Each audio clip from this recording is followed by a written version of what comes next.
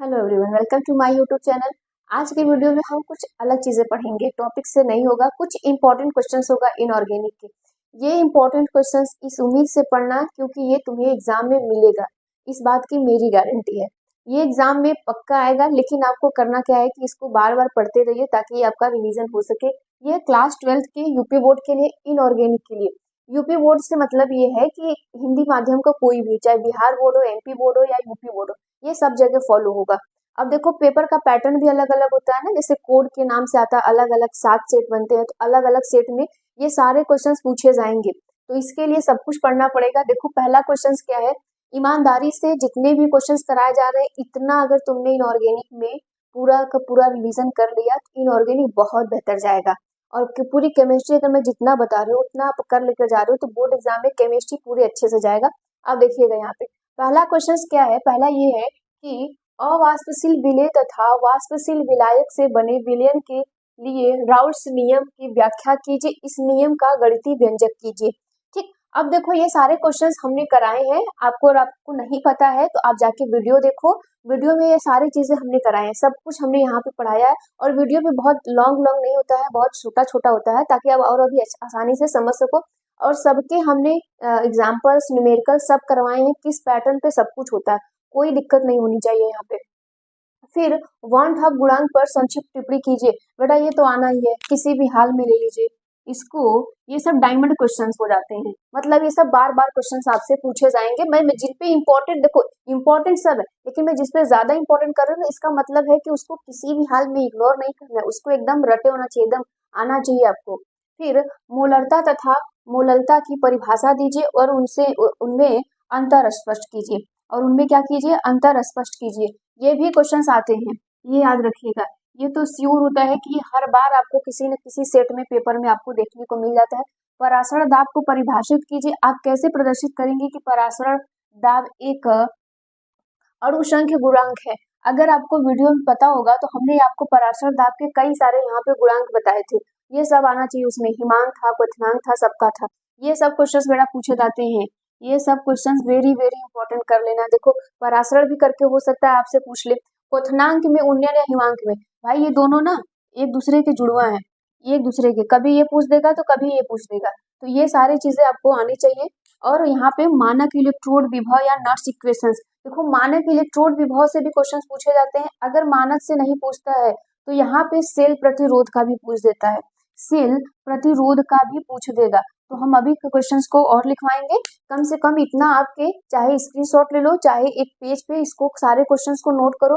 अभी भी proper time है, इतने क्वेश्चंस का कम से कम पूरा का पूरा, देखो हम 20, 21, 22 क्वेश्चंस करा देंगे। उनमें से अगर ये सारे सारे आपके क्वेश्चंस आ रहे हैं, इनऑर्गेनिक आपका बहुत बेहतर जाएगा। इसी प्रकार से हम लोग ऑर्गेनिक में समझेंगे। हर सब्जेक्ट में कुछ ना कुछ ऐसी चीजें होती हैं जो आप वहां से कलेक्ट करते हो, ठीक, जो इंपॉर्टेंट होता है। तो इनऑर्गेनिक का ये हो गया। अभी हम और क्वेश्चंस को लिखवाते हैं, इसका स्क्रीनशॉट ले लीजिए या नोट कर लीजिए। चलो आगे के क्वेश्चन देखो। आगे के क्वेश्चंस में क्या क्या है यहाँ पे, सेल के विशिष्ट प्रतिरोध तथा चालकत्व की परिभाषा लिखिए। बेटा ये भी इंपॉर्टेंट है, ये सब के सब इम्पोर्टेंट है, ये भी इम्पोर्टेंट कर लेना, क्योंकि अल्टीमेट करके पूछ सकता है। अगर ये नहीं पूछा तो पक्का है कि ये पूछ देगा। चालकता को परिभाषित कीजिए तथा चालकता एवं प्रतिरोध के मध्य संबंध स्थापित करिए। ये संबंध सबको आना चाहिए, यही इम्पोर्टेंट है, क्योंकि ये संबंध ही पूछा जाता है कई बार। आप चाहो तो प्रीवियस ईयर पीवाईक्यू भी करके देख लेना। देखो जो मैं बता रही हूँ ये क्वेश्चंस कर लेना, 2-3 साल के पीवाईक्यू कर लेना, ठीक। पीवाईक्यू मतलब प्रीवियस ईयर के क्वेश्चंस कर लेना, तुम्हारे पक्के हैं कि यहाँ से 35-30 नंबर के क्वेश्चंस आराम से बन जाने हैं, कोई दिक्कत नहीं होने वाला है। अब नेक्स्ट है कोलराउस का नियम क्या है, इसका एक अनुप्रयोग करिएगा।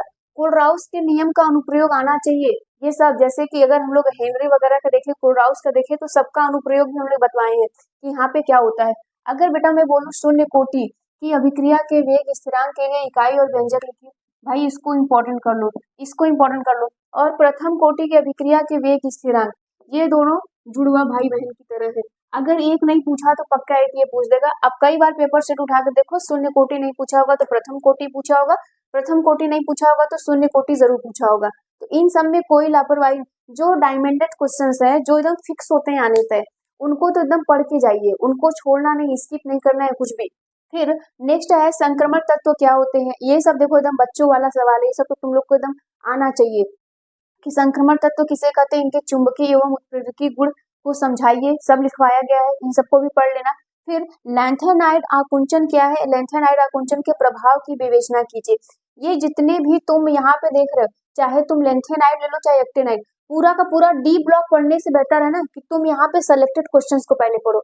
अगर आपने संक्रमण पढ़ लिया, चुंबकीय गुण, प्रेरित गुण पढ़ लिया, ये पढ़ लिया, लैंथेनाइड आकुंचन पढ़ लिया, डी ब्लॉक के तत्वों का इलेक्ट्रॉनिक विन्यास वगैरह करना आपको आ गया है, तो पहले इन सबको रखो। अगर आपके पास टाइम बचता है, आपको मन कर रहा है तो एक बार और पढ़ लो, ठीक। बाकी अगर ये तुमने 3-4 क्वेश्चन यहाँ से सॉल्व कर लिए, तुम्हारा डी ब्लॉक्स वैसे ही खत्म हो जाना है, कोई दिक्कत नहीं हो जाएगा। अगर आपने उसी प्रकार हर चैप्टर वाइज में कुछ कुछ सिलेक्टेड क्वेश्चंस पढ़ लिए, तो आपके चैप्टर तो आधा वैसे ही खत्म हो जाने। तो बहुत ज्यादा टेंशन नहीं लीजिए, जो क्वेश्चंस कराए जा रहे हैं उसको इम्पोर्टेंट मान के ये करिएगा। ये सब क्वेश्चंस बेटा आपके पूछे जाएंगे, ये सब के सब क्वेश्चंस आपसे पूछे जाते हैं, ये क्या करिए आप सब इम्पोर्टेंट कर लीजिएगा, ठीक। अगर मैं बात करूँ तो एफ ब्लॉक भी ऐसे ही पूछा जाएगा। तो अगर आपको डी ब्लॉक एफ ब्लॉक के चैप्टर को फिनिश करना है तो सेलेक्टेड 3-4 क्वेश्चंस यहाँ से पढ़ लीजिए, वो आपके खुद ही कवर हो जाएगा पूरा का पूरा चैप्टर। टाइम बचता है तो एक आध दो उस पे जो क्वेश्चन है वो सॉल्व कर लो और पढ़ लो अच्छे से, कोई दिक्कत नहीं है। तो यहाँ से ये सारी चीजों को नोट कर लीजिए। ये सब क्वेश्चंस आपके कॉपी में शॉर्ट नोट्स की तरह होना चाहिए, ताकि आपको हमेशा इस क्वेश्चंस को याद रखना है, पढ़ना है, ऐसे रिवीजन करना है, ठीक। नोट करिए इसको। चलिए नेक्स्ट क्वेश्चन अभी देखो सभी क्वेश्चंस को। ए ब्लॉक के तत्वों से आप क्या समझते हैं, ठीक। ए ब्लॉक के तत्वों से आप क्या समझते हैं, इन तत्वों की प्रमुख विशेषताओं पर प्रकाश डालें। ये सब होता है। अगर तुम्हें डी ब्लॉक तैयार करना है तो अभी जो मैंने 3-4 क्वेश्चन यहाँ के दिए वो क्वेश्चंस पढ़ो, फिर उसके बाद तुम्हें टाइम जो भी लगता हो, अगर जरूरत पड़े तो उसको रिवीजन के तौर पे पढ़ लो। बाकी अगर ये 4-5 क्वेश्चन मेजोरिटी में आप कर लेते हो ना, तो कोई दिक्कत नहीं होती इस चैप्टर में, क्योंकि इस चैप्टर का बेस में क्या है, तुमसे इलेक्ट्रॉनिक विन्यास पूछ लेता है, कोई तत्व दे देगा और उसका क्या पूछेगा, मैग्नेटिक प्रॉपर्टीज वगैरह पूछ लेता है, और डी ब्लॉक क्या होते हैं वो पूछ लेगा, लैंथेनाइड एक्टिनाइड ये सब क्या है, ये सब और उनके प्रभाव क्या है, यही तो इस चैप्टर का बेस है। अगर ये सारी चीजें आपको याद है तो फिर इस चैप्टर में कुछ बचा ही नहीं है। और उसी प्रकार से अगर आ जाओ हम लोग अपने नेक्स्ट चैप्टर की बात करेंगे कोऑर्डिनेशन कंपाउंड की, तो वहां से मोनोडेंटेड, बाईडेंटेड और एम्फीडेंटेड लिगेंड्स क्या होते हैं, इन सब में अंतर अंतर पूछ लेगा। और एग्जाम्पल याद रखिएगा, क्योंकि उदाहरण अगर आपके पास नहीं रहेगा तो आप ये तो लिख ही लोगे लेकिन आपको पता नहीं होगा। तो ये सारे एग्जाम्पल हमने आपको करवाए हैं, जाके वीडियो में बकायदा सारी चीजों को देखो, नोट्स करो उसको, ताकि चीजें तुम्हारे पास सब कुछ रहे। चिलेट क्या होता है, जिसको हम लोग किलेट भी कहते हैं, इसका एग्जाम्पल भी दिवाए थे। एग्जाम्पल भी क्या होता है, ये सारी चीजें आपसे पूछे जाएंगे। चिलेट क्या होता है, चिलेट में हम लोग क्या देख रहे थे कि जब कोई भी सेंट्रल एटम चारों तरफ से घिरा जाली लाइक स्ट्रक्चर बना हुआ या फिर ब्रॉड चेन में हो, उसी को हम लोग चिलेट कहते थे, ठीक है। फिर अगर लिगेंड्स क्या है तथा आवेश के आधार पर उन्हें किस प्रकार से वर्गीकृत किया गया है, देखो ये हम पढ़ाए हैं और इनके 2 उदाहरण भी दिए हैं। तो आप क्या करना, उदाहरण दे देना, कई सारे भी उदाहरण हम लोग आपको पढ़ाए हैं इसमें कैसा होता है वर्गीकृत जो किया गया है, ये सारी चीजें। फिर आपको बोला जाएगा उप सहसंयोजक यौगिक के संदर्भ में क्रिस्टल फील्ड थ्योरी बोला जाएगा, CFT। ये सब हम तुम लोग को जब पढ़ा रहे थे तभी हम बोले थे कि ये सब के सब इम्पोर्टेंट है। और यहाँ पे बैलेंस बॉन्ड थ्योरी की बात हो रही है, VBT की हो रही है, ठीक। बैलेंस बॉन्ड थ्योरी की बात हो रही है और यहाँ पे वर्नर सिद्धांत। इन सब में से देखो ये तीनों के तीनों इम्पोर्टेंट है बेटा। अगर आपको नहीं याद हो रहा है तीनों, तो कोई 2 रट के जाओ, किसी भी हाल में पढ़ लो, क्योंकि ये नहीं पूछेगा तो ये पूछेगा, ये पूछेगा तो, क्योंकि 2 आते हैं, अथवा करके भी 2 आएंगे। तो कम से कम आपको अगर आ रहा है तो तीनों पढ़ लीजिए, नहीं तो कम से कम आपको 2 तो आना ही चाहिए। अब देखो ये सारी बातें हम लोग किसके लिए बोले हैं, इनऑर्गेनिक के लिए। इनऑर्गेनिक के 10 मिनट के 15 मिनट के जो भी वीडियो बना है बेटा, इसमें आप क्या करो, इन सारी चीजों को कलेक्ट करो, नोट करो, उनको बार बार प्रैक्टिस करो, पढ़ो, क्योंकि इससे बाहर से क्वेश्चंस आपको कहीं नहीं मिलेगा। और इसके अलावा आपको बहुत मन करता है 1-2 साल के PYQ उठा लो, और बाकी कुछ भी नहीं मिलेगा। अब देखो ये सब सारे क्वेश्चंस की मैं बात करूँ तो ये सब मेजॉरिटी में है, लॉन्ग में है। IPSC नाम वगैरह आएगा तो सब तो आप लोग कर लोगे इन सब का। जैसे अगर मैं कोऑर्डिनेशन कंपाउंड के IPSC के नाम के बारे में पूछूं तो वो सब भी आपको इजी तरीके से पता है कि यहाँ पे कैसे करना होता है। हम लोग उसके भी वर्गीकृत कर लिए थे कि कैसे हम लोग IPSC के नाम भी पढ़ेंगे। तो ये सारी चीजें ही मेजॉरिटी ऑफ क्वेश्चंस है, जो बार बार क्वेश्चंस बार बार यहाँ से पूछे जाते हैं। ये सब के सब बेटा इंपॉर्टेंट कर लेना, ठीक। ये सब के सारे इंपॉर्टेंट कर लेना जो आते हैं बार बार। और आपको काम क्या करना है, बस इन सारे क्वेश्चंस को बार बार प्रैक्टिस करना है, पढ़ना है, पीवाईक्यू सॉल्व करना है। इससे ज़्यादा कुछ नहीं करना है। बहुत ज़्यादा इधर उधर भटकना भी नहीं है कि हमें ये पढ़ ले, वो पढ़ ले, ये पढ़ ले, वो पढ़ ले, से नहीं मतलब है। कॉन्सेप्चुअल चीज़ पढ़ो जो बार बार पूछे जाते हैं, और इस पर बहुत मेहनत करके आपके लिए बनाया जाता है। ये सब क्वेश्चन बाकायदा ढूंढा जाता है, देखा जाता है कि कैसे क्वेश्चन आ रहे हैं, रिपीटेड है कि नहीं है, क्या है क्या नहीं।